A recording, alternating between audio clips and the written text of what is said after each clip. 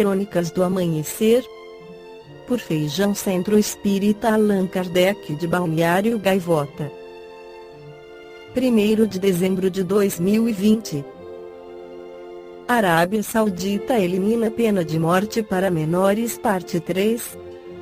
A Arábia Saudita eliminou a pena de morte para crimes cometidos por menores, informou neste domingo 26 uma autoridade saudita, dias depois de anunciar a supressão da pena de açoitamento, ambas muito criticadas pelas ONGs. Organizações internacionais costumam acusar com regularidade o Estado superconservador de violar os direitos humanos. A pena de morte foi eliminada para indivíduos considerados culpados de crimes quando eram menores, informou em um comunicado o chefe da Comissão Estatal de Direitos Humanos, entidade governamental, Awad El-Awad, citando um decreto real. Segundo ele, a pena de morte será substituída por uma pena de no máximo 10 anos em um centro de detenção para menores. A partir deste decreto, pelo menos 6 homens da comunidade xiita, minoritária no país, deveriam ficar livres da pena capital a que tinham sido condenados por participar de manifestações antigovernamentais quando tinham menos de 18 anos. É um dia importante para a Arábia Saudita, declarou Al-Awad. Este decreto nos ajuda a estabelecer um código penal mais moderno. Eliseu F. Mota Jr. em seu livro Pena de Morte e Crimes Hediondos esclarece que o espiritismo é radicalmente contrário à reprimenda capital não apenas porque consagra todos os argumentos dos seus adversários, mas sobretudo porque entende que a morte do aparelho físico do criminoso não resolve nenhum problema, mas causa uma série deles. Devemos repetir que o homem não é um corpo animado e sim um espírito eterno, que a cada nascimento recebe uma nova roupagem psicossomática para possibilitar o seu progresso. Nessa linha de raciocínio, o criminoso violento nada mais é do que um espírito moralmente atrasado em relação à grande massa da humanidade, junto à qual é colocado pela providência divina para cumprimento dos seus superiores desígnios. Desse modo, a execução de um delinquente, mesmo quando comprovada a sua responsabilidade pelo mais hediondo dos crimes, irá apenas livrar dos grilhões da carne uma entidade estacionada na prática do mal, que passará a viver no espaço invisível que nos envolve, onde tem todas as possibilidades para continuar sugerindo conselhos pérfidos aos antigos comparsas que prosseguem na atividade criminosa, além das obsessões que poderá desencadear nos seus algozes. Para quem não sabe, esses processos obsessivos muitas vezes são confundidos com a loucura e outros estados patológicos da mente, proporcionando anomalias psíquicas que dificilmente são curadas porque, desconhecendo-lhes a causa, os psiquiatras não podem prescrever o tratamento adequado. Mas a ciência humana e a religião dogmática ignoram o que realmente acontece com o criminoso a partir da morte do seu corpo. Na verdade, fora dos domínios do espiritismo, poucos estão interessados em saber o destino da alma que até a execução animava o aparelho físico do condenado. Cabe então à prática espírita, consistente nas relações científicas que se estabelecem entre os chamados vivos e mortos, reiterar uma vez mais que o homem não é um corpo que tem alma e sim um espírito eterno ocupando provisoriamente um corpo. Morto este, a alma retoma para o mundo dos espíritos, o qual envolve o mundo físico e com este permite constante intercâmbio ostensivo e oculto.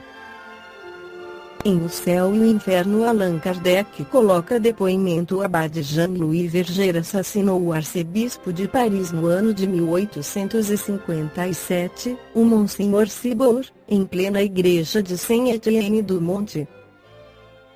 Antes de ser guilhotinado, Verger resolveu mostrar a causa do crime foi um protesto contra uma verdade da fé, definida pelo Papa Pio X em 1854, o dogma da Imaculada Conceição. O padre Verger, já no mundo dos espíritos, comunicou-se através de um médium e Allan Kardec publicou o seu depoimento no livro Céu e o Inferno ou a Justiça Divina segundo o Espiritismo. Depois do depoimento, Allan Kardec comenta: a situação de Verger, ao morrer, é a de quase todos os que sucumbem violentamente. Não se verificando bruscamente a separação, eles ficam como aturdidos, sem saber se estão mortos ou vivos. A visão do arcebispo foi-lhe poupada por desnecessária ao seu remorso, mas outros espíritos, em circunstâncias idênticas, são constantemente acossados pelo olhar das suas vítimas.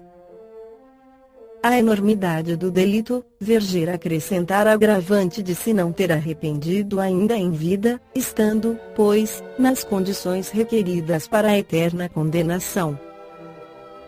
Mas, logo que deixou a terra, o arrependimento invadiu-lhe a alma e, repudiando o passado, deseja sinceramente repará-lo. A isso não impele a demasia do sofrimento, visto como nem mesmo teve tempo para sofrer, mas o alarme dessa consciência desprezada durante a vida, e que ora se lhe faz ouvir. Por que não considerar valioso esse arrependimento?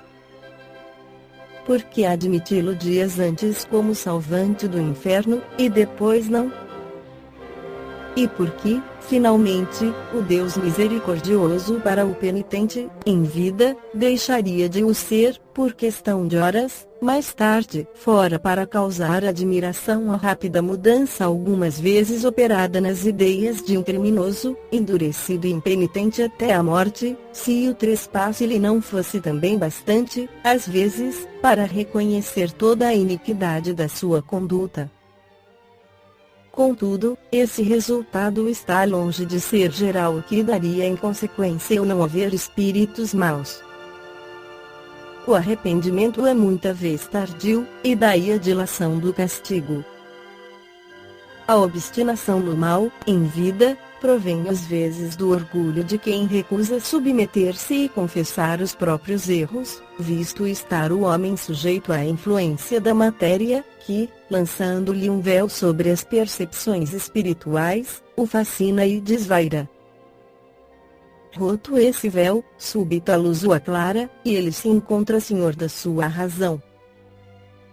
A manifestação imediata de melhores sentimentos é sempre indício de um progresso moral realizado, que apenas aguarda uma circunstância favorável para se revelar, ao passo que a persistência mais ou menos longa no mal, depois da morte, é incontestavelmente a prova de atraso do espírito, no qual os instintos materiais atrofiam o germe do bem, de modo a lhe serem precisas novas provações para se corrigir. Segundo Eliseu F. Mota Jr., esta comunicação e os comentários formulados por Allan Kardec esclarecem, à sociedade, a situação que espera cada pessoa no mundo espiritual, valendo consignar o valor do arrependimento para o criminoso, cujas portas a pena de morte fecha e impede que ele reflita sobre as consequências dos atos praticados. Também para o erro judiciário o Espiritismo tem explicação. É que, sendo Deus soberanamente justo e bom, não iria jamais permitir que uma de suas criaturas fosse escolhida para morrer injustamente. Pode acontecer que, no tocante à acusação específica que resultou na sua execução, o criminoso fosse inocente. Mas, com absoluta certeza, ele era culpado por um ou mais crimes que ficaram impunes e que agora receberão a devida punição, pois calcula-se que geralmente são descobertos apenas 30% dos crimes praticados pelos criminosos reincidentes, já que os outros 70%, somente eles, as vítimas e Deus sabem. Isso não exime a responsabilidade das pessoas eventualmente envolvidas em uma condenação injusta, porque elas, embora servindo de instrumentos para a justiça divina, deverão arcar com as próprias consequências. Aí estão alguns dos motivos que levam os espíritas a se posicionarem frontalmente contrários à pena capital. Entretanto, supondo-se que a sociedade espera do espiritismo alternativas concretas para a pena de morte, bem como subsídios para a revisão dos precários meios de defesa social vigentes, e a fim de não ficarmos na cômoda posição dos críticos estéreis que sobram por toda parte, resolvemos apresentar algumas sugestões para o efetivo controle da criminalidade violenta, através de medidas de cunho repressivo e preventivo. Como poderá ser comprovado nos capítulos finais. Esta foi a crônica do amanhecer de 1º de dezembro de 2020. Por Feijão Centro Espírita Allan Kardec de Balneário Gaivota. Que a paz esteja com todos.